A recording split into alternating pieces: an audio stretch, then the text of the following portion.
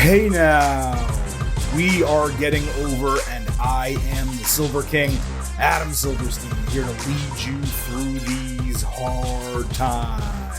That it, with your 2024 AEW Forbidden Door instant analysis. That's right, Getting Over is back just minutes after AEW Forbidden Door went off the air to break down all 15 matches. Yes, on AEW's latest pay-per-view. Vintage Chris Vanini is along for the ride for a portion of tonight's show. And of course, he will be back with us full-time on Tuesday, our next WWE edition of the Getting Over Wrestling podcast. Now, unfortunately, things were going quite swimmingly for us. We were on time, set to record early, and all of my recording equipment completely went down. None of it worked. So no sound drops on today's episode. No fun interludes between segments or matches or what have you. We're going to do this old school the way we used to all the way back in the day. We are here to break down everything that happened across AEW Forbidden Door on Sunday night. So allow me off the top to remind you that the Getting Over Wrestling podcast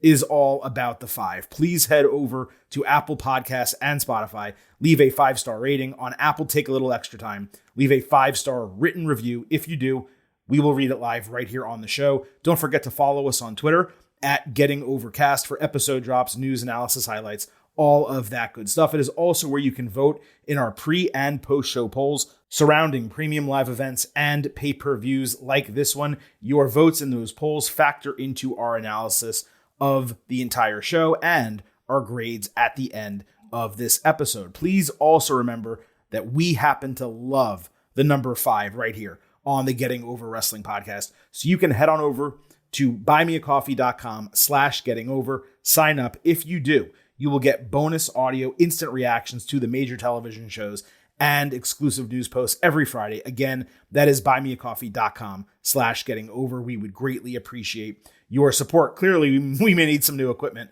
We'll figure all that out in the coming days. Now, this is normally the portion of our instant analysis episodes where I would crack open a cold one. Vintage would crack open a cold one. But unfortunately, number one, due to the fact that I'll be doing most of the show myself, not going to do it. And I was delayed even getting the show together because of the audio problems. So this is what we're dealing with.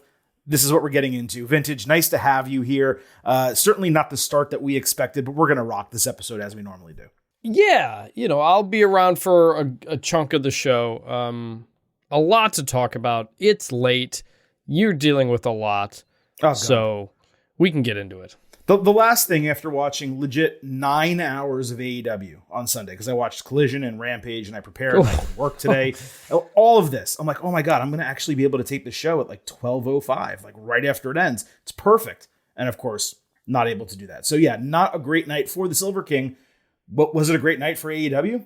Let's get into that right now. We're going to move into the AEW Forbidden Door instant analysis. We're going to break down everything that happened across all 15 matches on this show. We're going to tell you what happened on Collision and Rampage, if necessary, kind of going into these matches. We'll give you our reviews, our grades, and at the very end, we will give you a final grade for AEW Forbidden Door. Now, given there were 3 hours of television after our ultimate preview on Thursday before Forbidden Door, as mentioned, there will be some go-home segments that we will discuss ahead of a few matches. Nearly a handful of matches were thrown onto the card or finalized at the last minute, including one that literally happened with zero prompting whatsoever. Luckily, most of those were in 0 hour. We will cover those at the end, but we're going to get started where Forbidden Door concluded with their, let's call it maybe a triple main event, but the real main event, the final match on the card, was for the AEW Championship. The champion, Swerve Strickland, defending against the international champion, Will Ospreay, but it was not a title versus title match. Now, before we get into what happened Sunday, Don Callis' family approached Ospreay during an interview on Collision, saying he was looking forward to helping him. Callis did. Ospreay reiterated that he wanted to do it himself, though he asked Kyle Fletcher individually to get his back for the weigh-in later in that show. Then Roosh grabbed Callis' shoulder, so I guess he's joining the fold at some point. As mentioned in our Ultimate Preview, I hoped that we would not see the family again before Forbidden Door. That way it could be like an out-of-sight, out-of-mind situation if they did get involved. We had the weigh-in of Swerve and Ospreay. That was the final segment of Collision. Ospreay stripped down. He weighed 220. Swerve came out with a random 6-man entourage that we've never seen before. Westside Gunn, the rapper, and EJ Nduka, the wrestler, were among them. Swerve weighed 230. They faced off, talked trash, posed for photos. Ospreay said he would knock Swerve's grills out and usher in a new era. Where the best wrestle? Ugh. Swerve responded that all the pressure is on Will, and he said he would offer his wife a contract, which didn't really make sense, but obviously it sent Ospreay. The entourages and security got between them, but Ospreay found an opening to catch Swerve blind with the hidden blade. Then he stole the title, held it up over his body. Now, this was an absolute waste of time until the hidden blade. That was a perfect exclamation point, very similar to Swerve's house call on TV. I want to say Wednesday. Yeah, it was Wednesday when Ospreay stole the title. So each of them got an exclamation point going into the show. That was key. Now, on Sunday, Jim Jones, yes, Jim Jones of Dipset, introduced Swerve. Ospreay had no one out with him. The crowd was hot as hell for this at the bell. Ospreay did a hurricanrana off the barricade. Swerve had an excellent Matrix-style counter of Hidden Blade. Ospreay came back with a powerbomb and an excellent Styles Clash. Great sequence there. Daniel Garcia was shown watching from the stands, which was hysterical to me given everything we've discussed regarding Garcia over the last 2 months. There was supposed to be a Oz Cutter countered by a Swerve Stomp, but they only got half of it. Swerve came back with a nice avalanche Olympic slam. He avoided an Oz Cutter off the ring post. Ospreay had presence of mind to move off the apron to avoid another Swerve Stomp, only to literally lean himself over the announce table to take the move, but even worse. It was a great spot, high impact. It was actually a logical usage of the move, but it was illogical the way it got set up. Swerve then hit pile driver on the barricade. Ospreay came back, taking Swerve off the top rope with Oz Cutter before hitting another. Swerve got his forearms up to block Hidden Blade. He should have won the title on a fold-over cover that went 3.2, but the referee pulled up his arm and did not count. Ospreay came back with another Oz Cutter and Stormbreaker for another false finish. MJF was shown watching backstage. Ospreay decided to do Tiger Driver, only for Swerve to counter and hit Hidden Blade himself. Ospreay avoided Swerve Stomp. Swerve ducked Hidden Blade with the referee getting taken out. Swerve hit Poison Rana on Ospreay. He completely no-sold it and just did a Hidden Blade for no count. Callis came down. He offered a screwdriver to Ospreay. Nana shoved him. Ospreay grabbed it. He threatened Nana with it. Ultimately, he decided to be a good guy and not use it. As he ran back in the ring, Swerve immediately hit House Call. He motioned for another referee. Then he hit Swerve Stomp for a false finish. Ospreay stumbled around preparing for Hidden Blade, but Swerve caught him, patted his head, hit another House Call and the JML driver to retain the title in 27 minutes. Swerve consoled him as a sign of respect after the bell, and then Kyle Fletcher came down and hugged Ospreay as Swerve celebrated. So look, the Callis distraction, right? It opened the door for Swerve. It's what we expected, something involving Callis to allow Swerve to retain the title.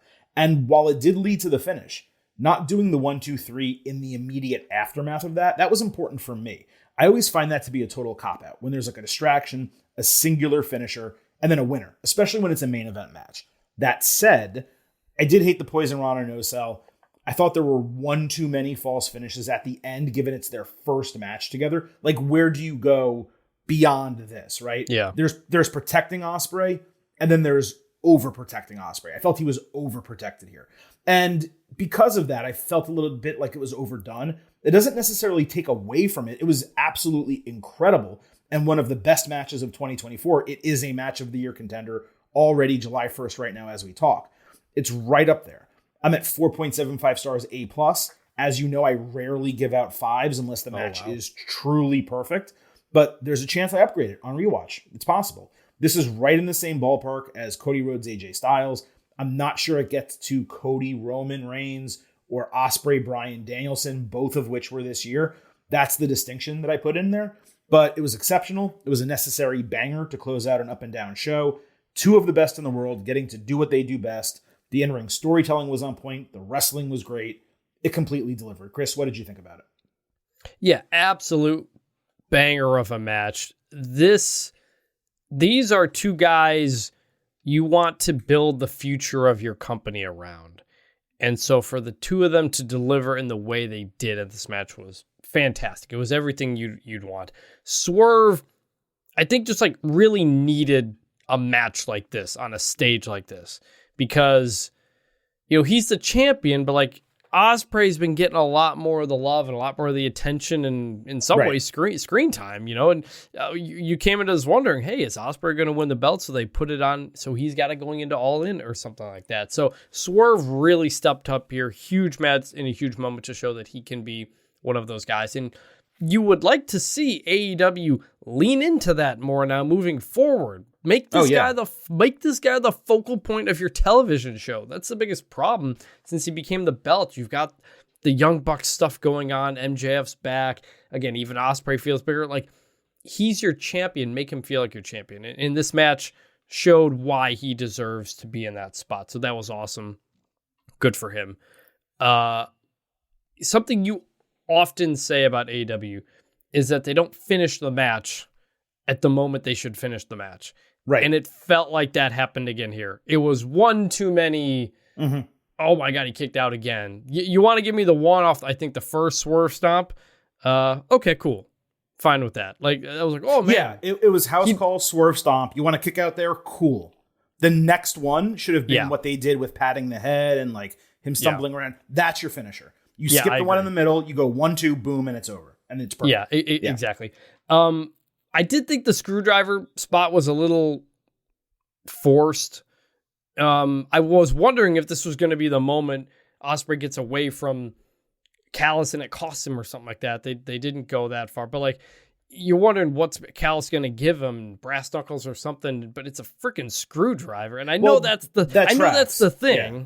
I know that's the thing for Callis and the whole thing, but like, Ospreay's got the screwdriver about to stab Nana, and you're like, he's not going to do this. Like, there isn't a doubt in your mind he might actually do it because it's such a violent weapon. It's not like a chair or something like that. So it was a bit much, and I honestly think the sooner Ospreay can just get away from them, the better. It's honestly been dragging him down, I think, just kind of being associated with that. It's like the only excuse for a story they have for him, though. So it's like, it's just kind of there. That's the thing, though, Chris. They're only associated when it is necessary for a storyline. Yeah. To give them an excuse or for one reason or another. And I said this on the Ultimate Preview. You weren't on the show. But I thought the way it should have been booked, or the way it was going to be booked, was Ospreay deciding not to use Tiger Driver, being unable to get the fall, Callis coming down, demanding he do it, grabbing him. You have to use it. He turns around, gets house call, so on and so forth. So you don't need the weapon involved, but it's his resistance to using that one move. That's the story they've been telling. Yeah. But they got away from it here. He was in a spot where he's like, you know what? I need to use that move to win the title. He tried and Swerve countered him. Right. So he went right back on his word pretty much. I mean, yeah, so that was a little bit weird. But overall, awesome match. Again, these two guys in MJF, like, this is the face of your company. Hangman Page, too. I would say those are the four. And Page, and Page. I know he's kind of been out of it for a little bit, but like, these three guys are like superstars. And I'm someone who hasn't been a Swerve guy for a while. You've been on him for a long time. I have. This was a match that made me think, okay, like, he's a dude now. Like, let's build him. Let's get a character. Let's get some stuff going on with him, because he can do that main event stuff.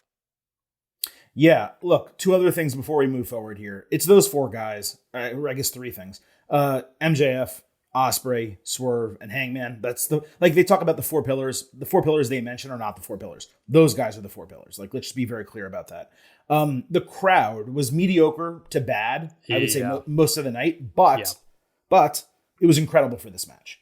And despite a huge card and a long-ass show, they kept their energy for this. They deserve credit. And you know what? Maybe they were like, you know what? This is a long-ass show. I'm going to save my energy for this, like, on purpose. I doubt that was in their heads, but like, that's what it felt like. So congratulations to them for delivering here where they did not deliver for the rest of the card.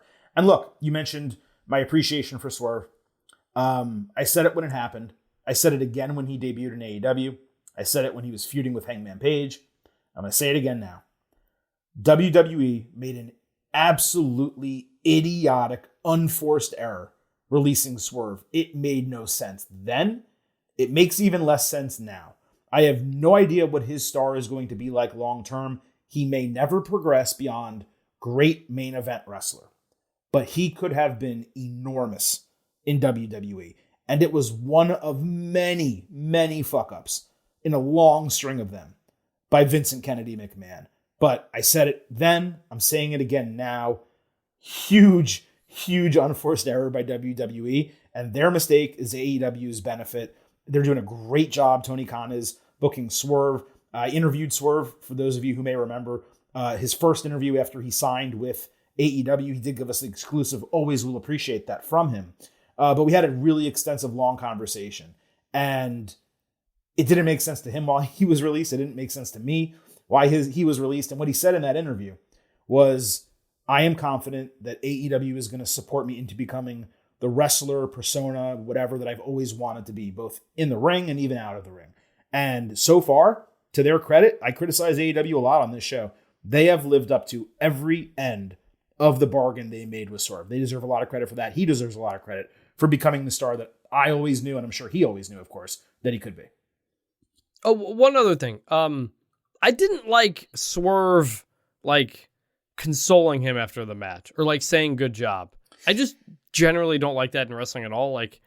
I want these guys to hate each other. I don't want them to be great match, bruv, so yeah, I didn't like that. I wouldn't say it was the end of the world for me, but I certainly thought it was out of place given the story that they told going in and how basically they were at each other's throats the entire time.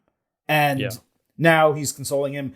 Save that for Dynamite, where hey, cooler heads have prevailed. He daps him up backstage.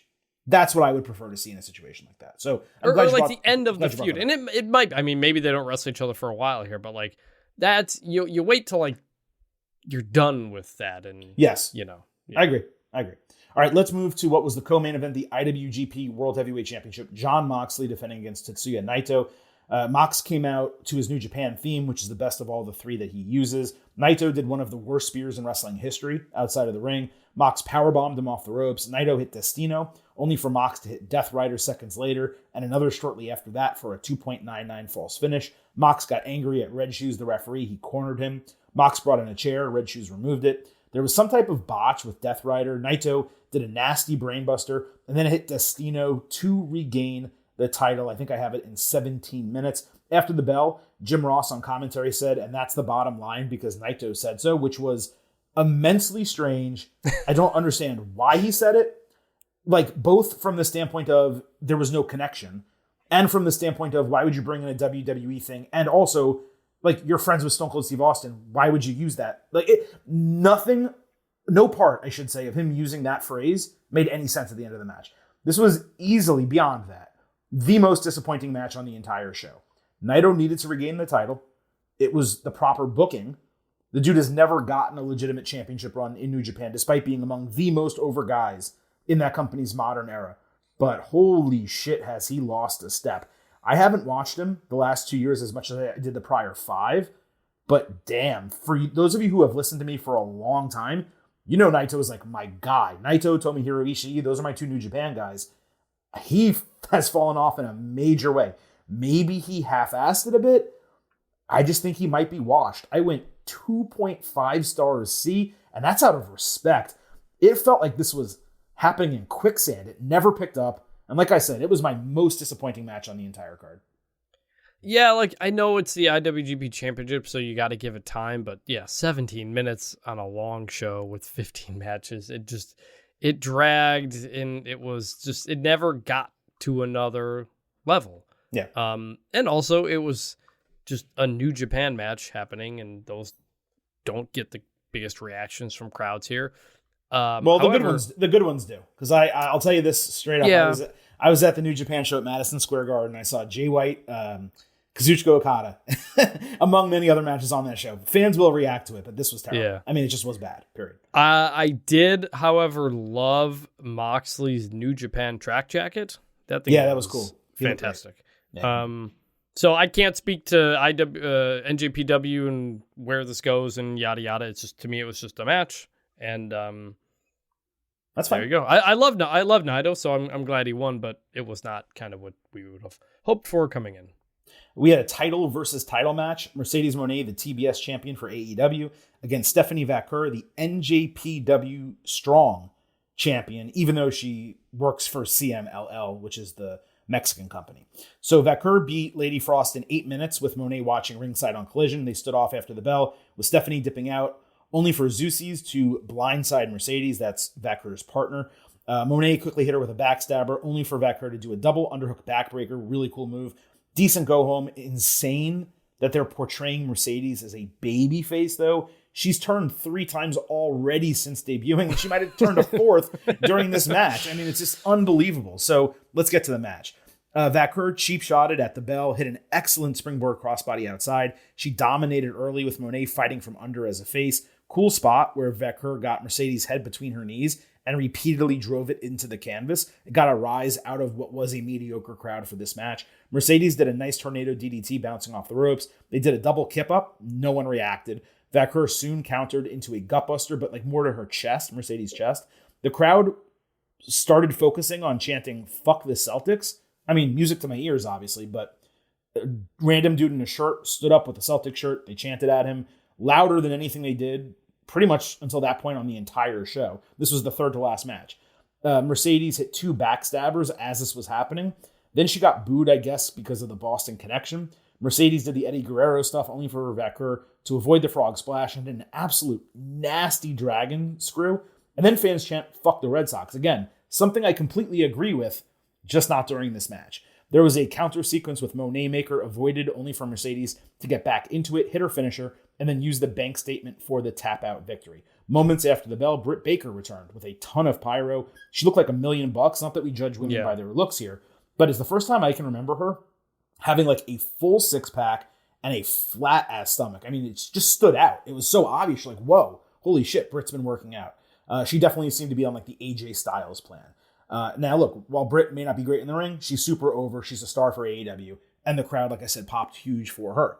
In terms of the match, the crowd disappointed immensely. It responded to a couple big spots, but those late distractions were ridiculous, and they were frankly insulting. It would have actually been fine if Mercedes was a heel, like she should have been all along coming into it, especially coming out of the Willow Nightingale feud. And now with Britt returning, I'm sure that match is going to happen at All In. Mercedes is probably going to flip back into the heel zone again, one would assume. The inconsistency is maddening. But the pop for Britt was huge. Anyway, look, the work here was strong, but I'm going to say this. As a longtime Mercedes supporter and someone who has only seen Stephanie probably wrestle a handful of times now, it shocks me that I'm saying this, I promise you. Vaquer's the better wrestler by direct comparison. Not just better. She outclassed Mercedes. Stephanie is smoother in the ring. She's more innovative. She emotes better. Everything she did was believable, and it was so easy to root for her, despite the fact that she was playing the heel side. Mercedes is a better seller, no question about it. But I could not get over how Monet was consistently trying to keep up with Vaquer. I'm not sure whether WWE's ever offer her or AEW is going to. She is a top of the division talent in any company. I doubt CMLL lets her go either way, but I just wanted to note that. I'm going to go 4 stars, A- on this. The only reason it's not higher, there was never a real standout sequence of the match, and the finish came with no real crescendo leading up to it. They worked really hard. It was definitely among the top third of a 15-match card, but I did feel coming out of it that these two should have done better. Really good match. I knew nothing of Stephanie Vaquer, and she was fantastic. I came away with this thinking she's somebody that AEW or WWE needs to take a look at. But you're right. Then the match never got to that big spot type of deal. You felt like it was a really good. It felt like, honestly, to me, like Cody Rhodes, AJ Styles, which to me was good, but never got that wow moment, and that's what this quite. The second one, you mean? The second one? Yeah. No, the first one. No, because the first one never got there were no false finishes in the first Cody AJ match, and that whatever. Okay. So this kind of didn't quite get there, but this was a really solid match. I enjoyed it. Mercedes was the heel for pretty much the match. I mean, they were chanting F the Celtics and Red Sox and stuff, and she's from Boston. I don't know if that was part of it as well. And she they're in New York. I mean, it was just weird. It was like, they were weird how it started. They were cheering for Stephanie Vaquer too. So she just kind of was the heel. And so Mercedes in general, it just feels like ever since they signed her, they have had no idea what to do. Mm-hmm. Debuting her, changing the CEO song, heel face. It's just I don't know if they just want her to forever be a tweener, but that makes it really difficult to kind of buy into something. So that was that. Britt Baker coming back, huge pop. She looked fantastic. I'm excited for that, assuming that's what happens. The only thing is, I would have done a face-to-face here. It was weird that she came down the ramp, did the pyro. Time. I know. Did the pyro and just left, and Mercedes was still standing there. I was like, well, that was kind of weird. Like, if you're gonna come out, like, just get face-to-face, and then you back up and go up the ramp and do your thing. So that was weird. Or like wait for Mercedes to go out on the stage and then have Britt overshadow her by doing the pyro and all that. Mercedes is forced, like her big moment. It's Britt overshadows it and she goes right in her face. I'm coming after that title. She points at it. There's so many better ways to do it. But just, having someone just walk out, it's just like, especially after that long away, I mean, really frustrating. I agree. They wanted her back. They wanted her on TV. They didn't want to, I guess, fully go all in, with pun not intended, with her and Mercedes just yet. Maybe they're going to push it out a little bit. We'll find out. Let's go to the other women's match, the Women's Championship. Toni Storm defending against Mira Shirakawa of Stardom. Storm cut a backstage promo while stepping on broken glass, presumably from a champagne bottle, on Collision. It was her standard character shtick where she said absolutely nothing. She's doing an immense job with the gimmick, but I'm just out on it when it comes to segments like that. It does not interest me one iota. Storm came dressed up like the Statue of Liberty to America the Beautiful before it transitioned into her theme. Other than it being in New York, I'm not sure why she would do that, given she's from New Zealand, but I digress. Mariah May was in the ring for introductions with flowers for both of her friends. She was conflicted, who was cornered to join at the bell, and instead sat in front of the announce tables. Toni ran into the steel steps as Mina avoided her, with Storm's knees being the target of abuse all match. Mina hit a great avalanche DDT from the top rope, then a lifting DDT. Storm escaped her finisher and hit hip attack, only to kick out of Mina's finisher shortly thereafter. Toni eventually won with Storm Zero in 12 minutes. May didn't celebrate after the bell so as not to pick a favorite. She convinced Storm to lift Shirakawa post-match and be a good sport. Mina first shoved her, but then extended a hand. They shook. Mariah asked them to hug, so they did fully. Then Mariah literally grabbed them by the back of their heads and forced them to do a triple kiss, with Nigel McGuinness so happy that he fake cried on commentary. The forcefulness of the kiss was a bit odd. Like, it was very forceful. I'm going to keep using that word, but I guess whatever. This whole thing is off the rails as it is, but look, this is the perfect example of story making a match. Whether the story spoke to you or it did not, it gave reason for the Forbidden Door booking and added an element of intrigue to see how it would actually play out, given you already knew who was going to win. From that standpoint, you could say it was disappointing, given everyone was friends at the end. But this was by far the most sensible outcome of any. There's a bunch of good work here. It was probably Storm's best match as champion. Now that I think about it, most of them have disappointed massively to this point of the gimmick. I went 3.5 stars B. It may have been better, but it needed more time, needed a couple better sequences. It just never got there.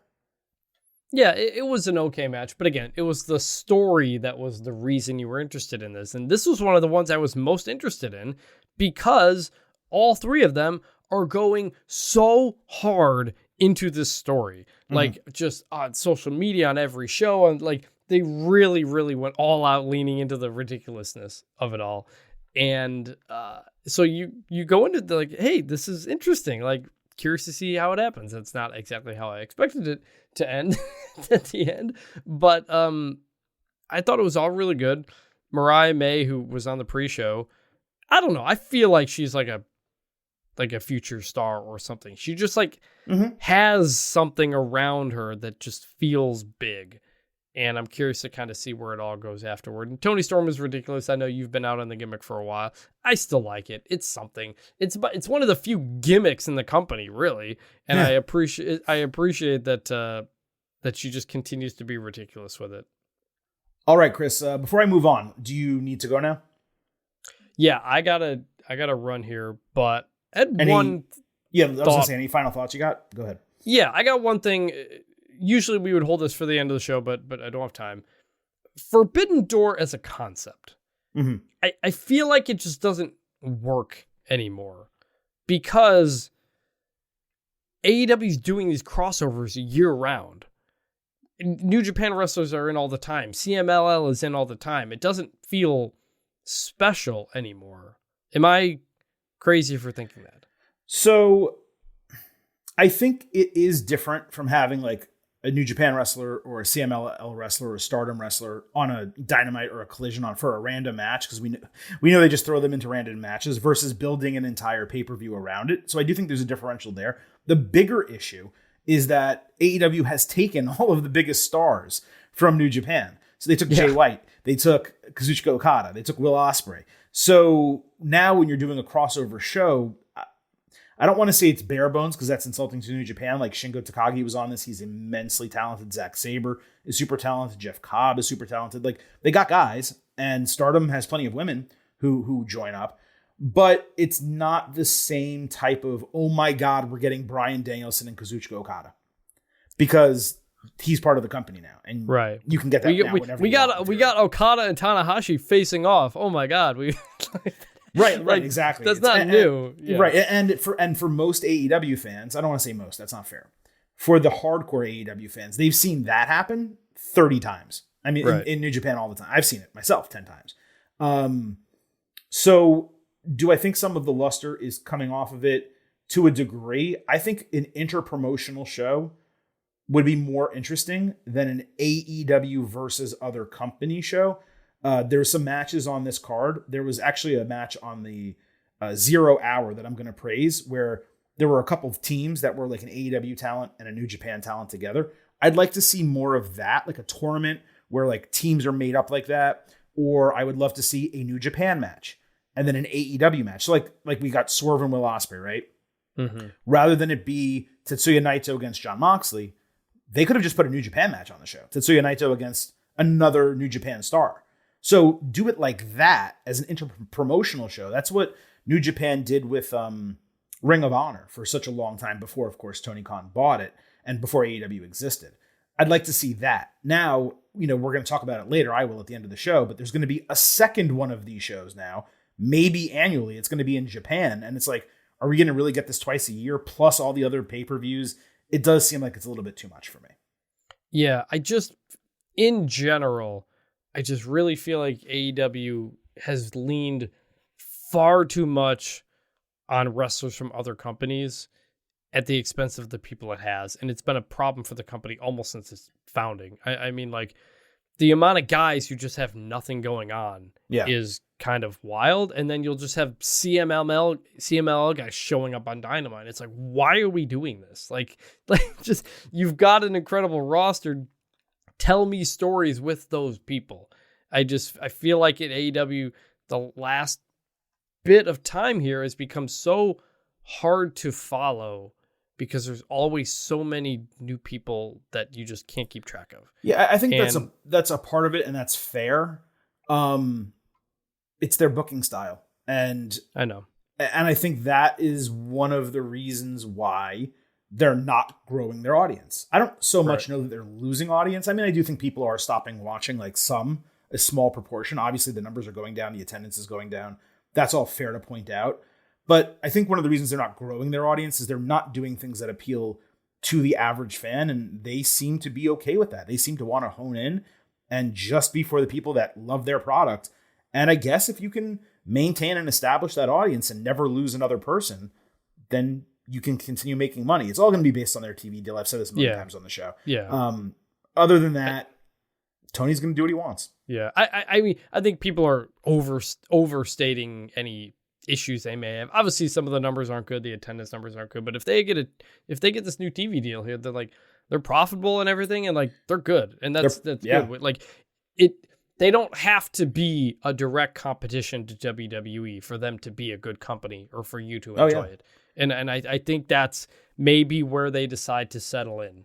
Just be the number 2 company, do our own thing this type of way, and they believe there's enough of an audience for that. And if you do that, there could be. If you do that, you never know what can happen 2, 3, 4 years down the line. I mean, look, Popeyes introduced a chicken sandwich years upon years after Chick-fil-A did. It was the hottest thing in food. I mean, it's straight up. There were hour lines waiting for a damn chicken sandwich. And by the way, it is very good.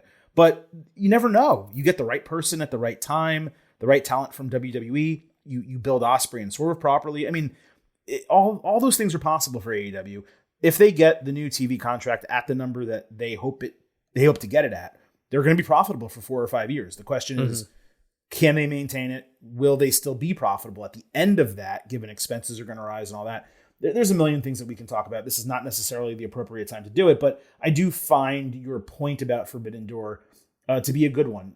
Does it need to be annual? And now that New Japan is going to do a similar show, again, we'll talk about that later in this episode, do they need to have 2 per year, or should they maybe just rotate? I think rotating is probably the right decision. Yeah, I don't know do it like a Ryder Cup situation. Exactly. That's exactly what it should be.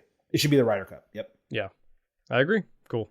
All right, Chris, thank you for joining. We're going to continue on now with the rest of the AEW Forbidden Door instant analysis. We had Bryan Danielson against Shingo Takagi in an Owen tournament quarterfinal. Shingo did beat Dalton Castle on Rampage. This was third on the main card. Bryan came out with Kinzio tape all over his shoulder blades. Takagi saved Danielson from disaster as his feet hit the top rope, or hit a rope, I should say, on a tope suicida. Shingo used the apron for a twisting neck breaker, but Bryan landed somewhat on his head and sold a neck, head, shoulder injury. This was like 2 minutes into the match. Danielson hit a nice avalanche back suplex. Shingo powered out of a triangle choke with a turning power slam. Great spot. Takagi also hit a top rope superplex, and while Danielson avoided Made in Japan at first, he got his head taken off with a lariat before eating Made in Japan for a false finish. Takagi did a good job getting the crowd going by doing the yes arm movements. Bryan was basically knocked out with a basement elbow and hammer elbows, but the referee just didn't call the match. So Bryan did the yes chance himself. He hit Bazaiku knee for a false finish. Then he kicked his fucking head in and ultimately caught Shingo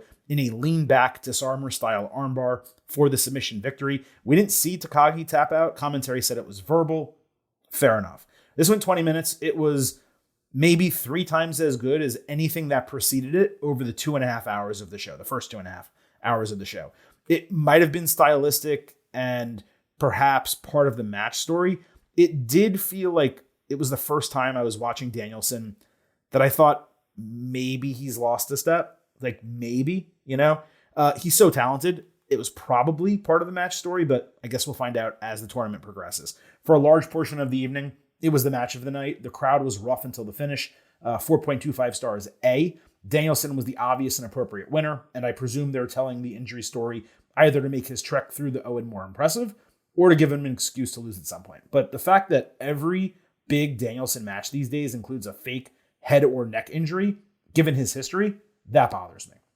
There was also MJF against Hechicero. On Collision, Hechicero beat a jobber in 2 minutes. This opened the main card with MJF in New York Islanders-inspired gear. Hechicero showed out as usual, but the match moved at such a ridiculously slow pace.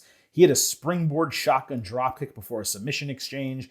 MJF came back with a Canadian Destroyer and a brainbuster for the win. That was it. This surprised me, and I just expected it to be a sneaky contender for one of the best matches of the night. Both men can go. They've wrestled much better matches individually. And given this was the show opener, I just expected it to be a total banger. It never got out of second gear, and it dragged because of it. Honestly, MJF seemed to completely mail it in here. Now, MJF using the brainbuster as his finisher, this is the second match where that happened. It just underwhelms. Too many people do that as a normal move. 1 million people do it in AEW. Many of them do it much better than him. He needs something far more unique, given he's a top guy. If you don't want to use Heatseeker, fine. That's probably not a great finisher either. He's got to figure out something else. He's got to be disappointed in the way this return has gone. Like, in retrospect, it may have been better to return him on this show as a mystery opponent for someone better than to bring him back the way they did, do the Rush feud, now do this. It was weird. I'm at 2.75 stars, C+. I actually kind of feel like that's being a little generous. Hiroshi Tanahashi and the Acclaimed fought the Elite. This was second on the main card. There was a political-style propaganda video package shit-talking the competitors with Kenny Omega blurred out of the Elite's history. It was really well done. Max Caster got 3 times as long a rap, mostly exaggerating the bitch word that Kazuchika Okada says. In another inconsistency, the Young Bucks didn't have anyone cut off his mic here, even though they've done it before. It was fun to see Okada and Ace get some time. Acclaimed hit their finishing sequence on Okada, but didn't cover. So the Bucks delayed high fly flow enough for Okada to get his knees up. Tanahashi escaped Rainmaker, but soon ate a perfect dropkick and a single Rainmaker for the heel victory. And then Billy Gunn ran out to save a further attack on Ace. I guess maybe setting up Okada, Billy Gunn as a singles match, maybe another trios match before they do the titles. We'll see. I can't say this was massively disappointing when I had no expectations for it, but it was infuriating for me seeing Okada and Tanahashi in the ring with the crowd barely reacting and the Bucks dragging the entire thing down. I may not be a Bucks fan, but I've always appreciated their in-ring talent. This just did not really work. It was among the worst Okada matches I've seen, which obviously I've primarily only watched his great matches or his G1 matches. But again, I did just see like Ultimo Guerrero, and that was terrible. This was better than that, don't get me wrong. But not a great string of matches that Okada's had in AEW of late.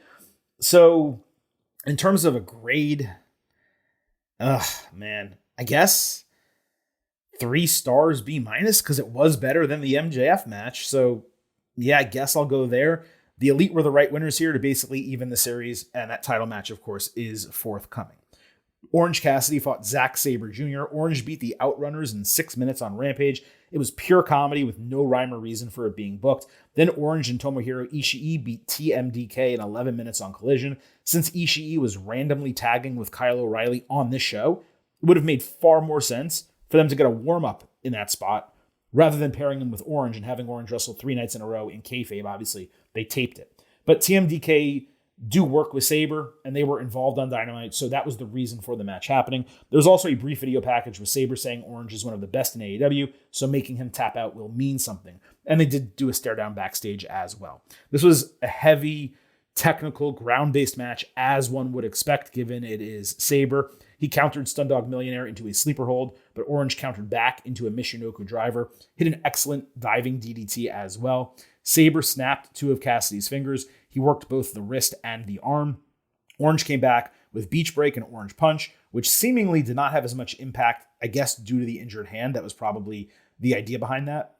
But Cassidy didn't exactly sell the pain. There were 2 extended counter sequences before Sabre completely trapped all of Orange's limbs in an awesome submission where Cassidy couldn't move and had to verbally tap out. This went 16 minutes, and I'd say it over-delivered to expectation. The appropriate result given Sabre's status in New Japan and Cassidy's storyline, where everything is falling apart for him. It would not have made sense for Orange to beat Sabre, given his current status in AEW. This is a tough grade. It's right on the border of A and A-. I think the finishing sequence was so strong that it has people probably overrating the entire match, which was good, but I wouldn't say it was like excellent, top tier. So I'm going to say 4 stars A-. It's a completely different style from the Bryan Shingo match, which I went 4.25 on. And it was obviously very different from Mercedes and Stephanie, but similar in terms of an entertainment value standpoint. And just well wrestled, of course, because Orange and Zack are both extremely good wrestlers.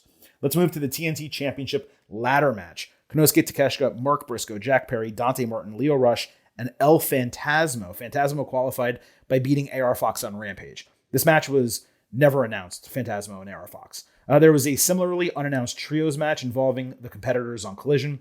Perry was interviewed backstage saying he never agreed to the match. Christopher Daniels confronted him, saying if he didn't participate, he'd get pulled from the ladder match.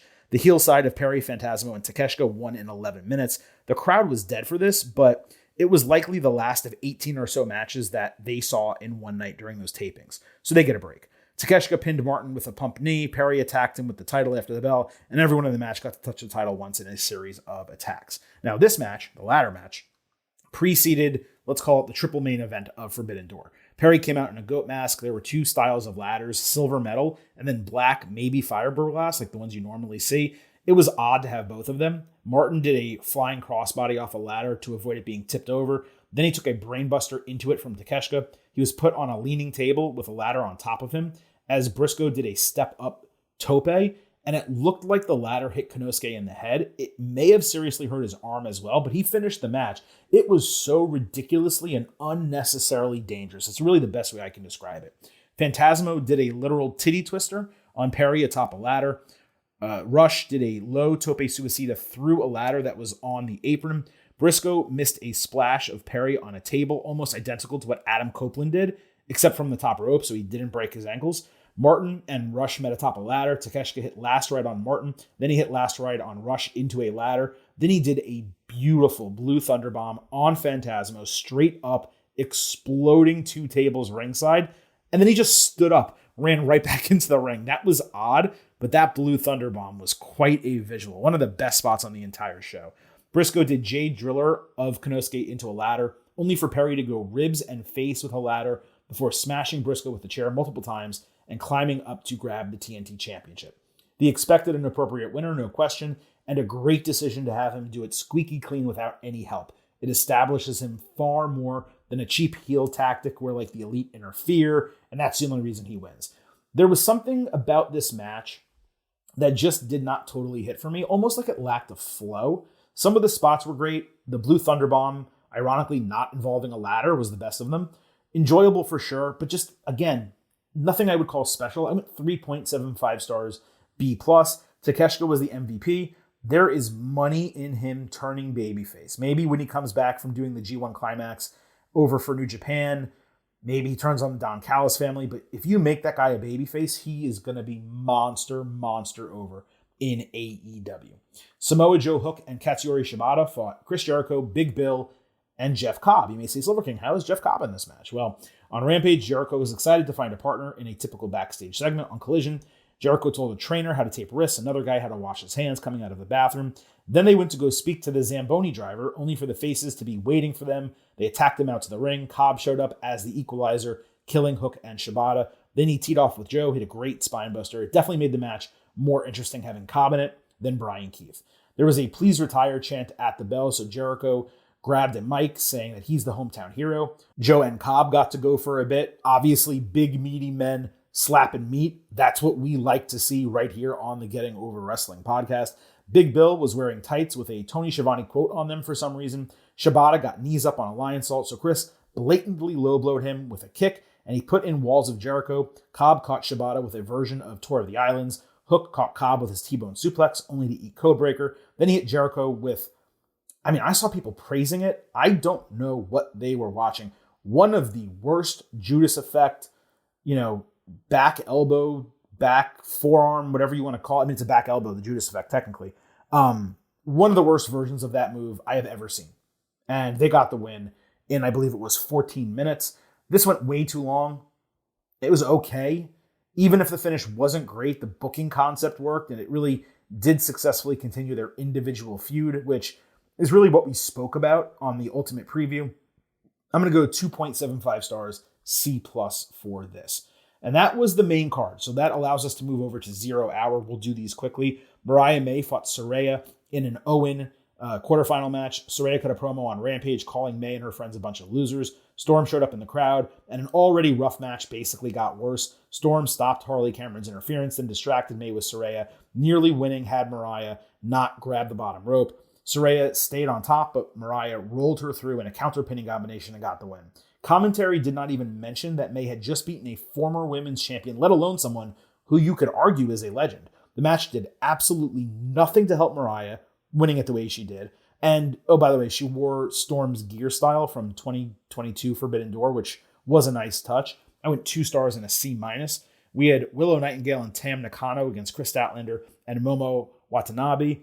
There were some big moves in this match, including an avalanche Death Valley driver by Willow on Momo. She came back with a tilting seated driver of some kind that was fantastic. There was some big-time telegraphing, probably because of the language barrier. Nakano ultimately beat Momo with a hammerlock German suplex bridge. I presume that's to continue a storyline in Stardom. Otherwise, I'm not sure why they didn't just have Willow beat Momo. That would have probably made more sense for AEW. This was way better than the men's match that preceded it that we're going to talk about next, and a lot of fun. I expected this to be fun on the Ultimate Preview. I didn't know that it would deliver, but it did. There just wasn't that much to chew on, and like I said, the choreography brought it down a tad.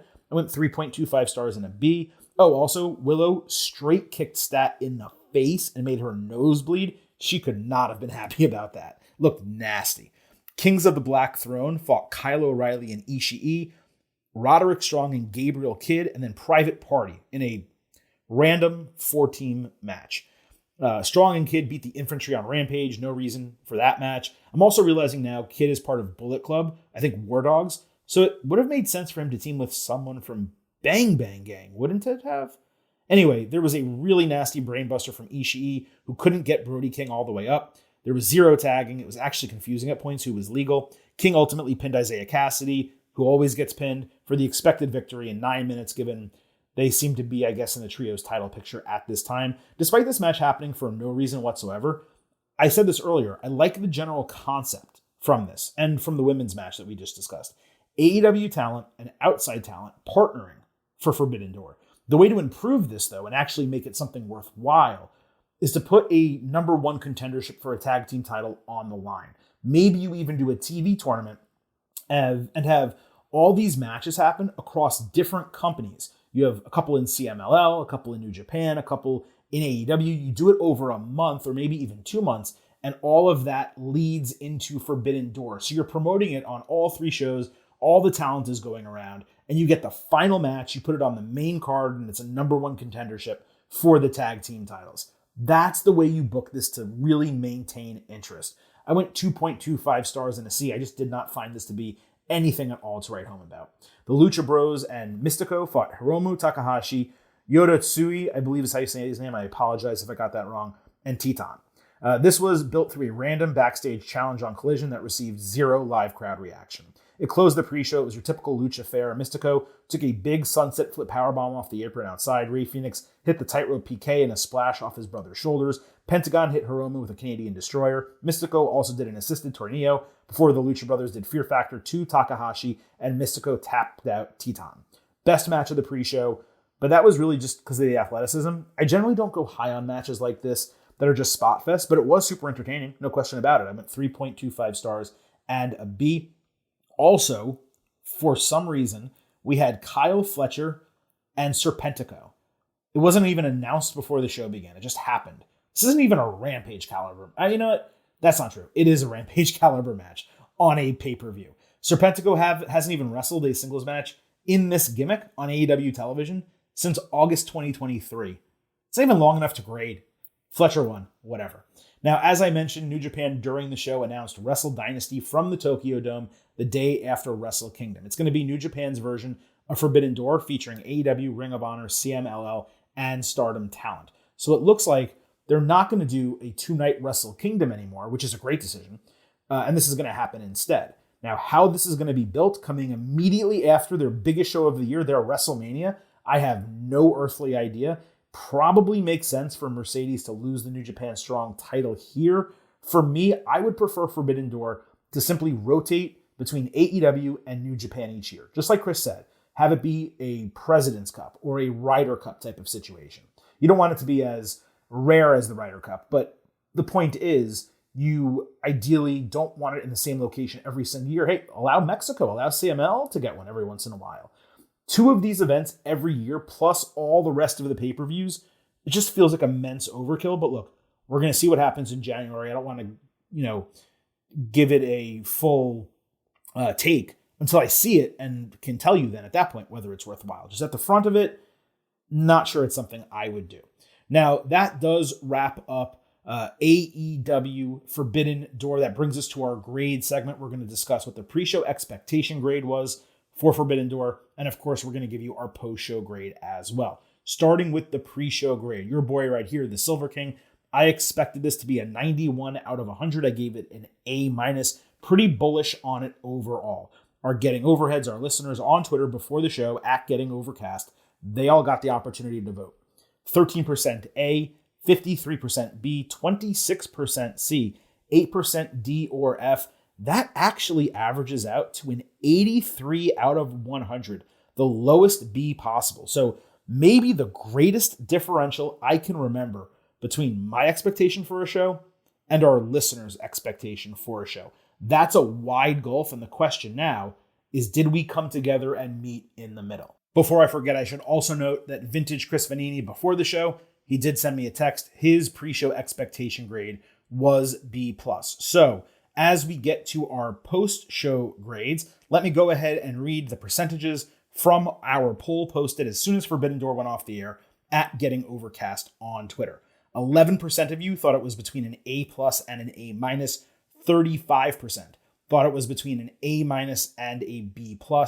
32% between a B or a B-, and 22% C+ or lower. And that averages out to an 84.4 out of 100. So a flat B, just a shade from rounding up to an 85. So higher than your expectations, but certainly nowhere near what my expectations were coming into the show. Now, I did also reach out to Vintage. He had to go, but I got his final grade. He says B minus, and I'm going to assume he was on the upper end of that B minus for the entire show. So you guys are at a B. Vintage is at a B minus. Again, my pre-show expectation grade was an A minus. And ultimately, I do need to agree in general with all of you. It fell far below my expectations. I just was thinking that it was going to be banger after banger after banger from a match standpoint. And while some of them were certainly good, don't get it twisted, there were only a couple matches on the show where you bought into them because you actually cared heavily about the storyline. Certainly the main event, Swerve against Ospreay. The Tony and Mina match was super entertaining. I personally didn't care that much about it. Also, the match itself, I didn't think was that great. The other matches that I just had extremely high hopes for, some of them hit, some of them certainly did not. The MJF and Jon Moxley matches were both huge disappointments. So at the end of the day, I actually do agree with pretty much you guys, not down to an 84.4, but I'm going to come down significantly and give this an 86 out of 100, a flat B. And from an A minus expectation, this ends up being one of those, I would say, somewhat rare AEW pay-per-views where if I wasn't doing the podcast and I therefore didn't watch it live and I was just able to watch it after the fact, I would have been totally content with that. Don't get me wrong. Swerve and Ospreay, I would have been like, oh my God, I can't believe I didn't watch that live. Like, that's one of those moments you want to be in live. But the rest of the card, did anything else on that show say to you, you're going to really miss out if you just didn't watch it at all? The answer is no. It was only the main event that I felt that way about. And look, here's the deal. 15 matches are too many. I don't care that a handful of them are on the 0 hour. If you're going to watch a pay-per-view and you're a big fan like we are, most of us who are listening to this, or myself, obviously giving you the podcast, we're going to watch the entire show, right? Comparatively, to also be fair, WWE's 5 matches are way too few. Even if you do it by math, $50 for 15 AEW matches, $10 for 5 WWE matches, I think everyone can agree. Forget about the dollars and cents of it. Just from a enjoyment standpoint, an energy standpoint, an attentiveness standpoint, quality over quantity is the name of the game. The truth is, neither company is doing it right now. WWE probably needs to be at 6 to 7 matches for non-major shows. And then obviously WrestleMania is going to be huge, and SummerSlam and Royal Rumble, they're going to have a lot more. AEW, it's going to have more matches, and that's okay. It probably needs to be at 8 or 9 matches for non-major shows, and then 10 to 12 for All In, Double or Nothing. And then maybe if you want to throw Forbidden Door in there as well, just because you're dealing with people from other companies, that's okay. But just because you have a large roster doesn't mean that you should just be throwing random matches on a show. It tires people out. And again, it diminishes the return, right? If this was a tighter card with the best 8 matches on it, you're coming out saying it's an A- show. But it wasn't. It just wasn't. That's not the experience that we all had watching this. And I think across the board, I'm surprised Chris was at a B-, but for us to be B-, B, different levels of it, we all pretty much agree that, look, Forbidden Door wasn't bad, but was it a must-watch? No. Only the main event was a must-watch. And if I'm paying $50 for a pay-per-view, then I need to come out of it saying, man, that was $50 well spent. And again, this is not to diss AEW, because the vast majority of the time when I spend $50 for one of their shows, I go, well, that was worth it. Like, you don't even think twice about it. This is one of those cases where, was it? I mean, the main event was awesome. The rest of the show was fine to very good, and a couple real disappointments. And that obviously is not the best deal long term. Now, I will note here as we wrap up this AEW Forbidden Door instant analysis, because we did it immediately after the show, because I had technical issues. I have not seen anything that happened in the scrum. I don't know anything Tony Khan said or any of the wrestlers. We will double back on Thursday, our next AEW episode of the podcast. I'll do a second look at AEW Forbidden Door. I may adjust some match grades. That's certainly possible. There may be things I missed from Forbidden Door that I want to go back over. And certainly if anything is said in any of the scrums that is interesting, we will discuss that on Thursday. That episode, not only is it the AEW Forbidden Door second look, we're going to talk about Dynamite, it is also the NXT Heatwave Ultimate Preview Edition. That's Thursday. Between now and then on Tuesday, you will have your WWE Money in the Bank Ultimate Preview. And then next weekend, Saturday, we will have your WWE Money in the Bank Instant Analysis. And then Sunday, your NXT Heatwave Instant Analysis. So we got a 4-show week upcoming right here on the Getting Over Wrestling podcast. And given it is so late and it is now officially Monday morning, it is time for the Silver King to sign off. So on that note, some reminders on the way out. First,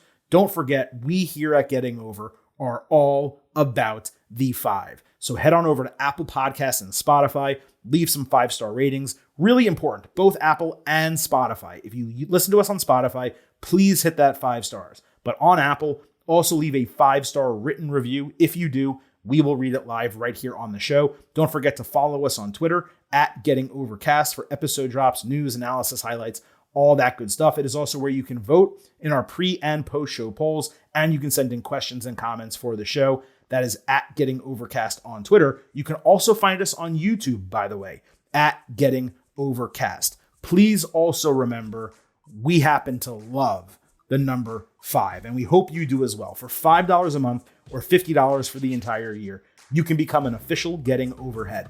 Just visit buymeacoffee.com/gettingover. Sign up. You will get bonus audio, instant reactions to all the major shows, and exclusive news posts every Friday. Again, that is buymeacoffee.com/gettingover. Hopefully by the next time you hear from the Silver King, our audio issues are fixed. We're back with our sound drops, our great microphone quality, all that stuff that we've been building on. I have no idea what happened, and it's too late for me to figure it out. Probably need to contact whoever made this system that I use and get some troubleshooting and technical assistance, because this was not great. So I appreciate all your patience. I apologize for the audio quality. Hopefully it's still okay. But folks, it is time officially to sign off.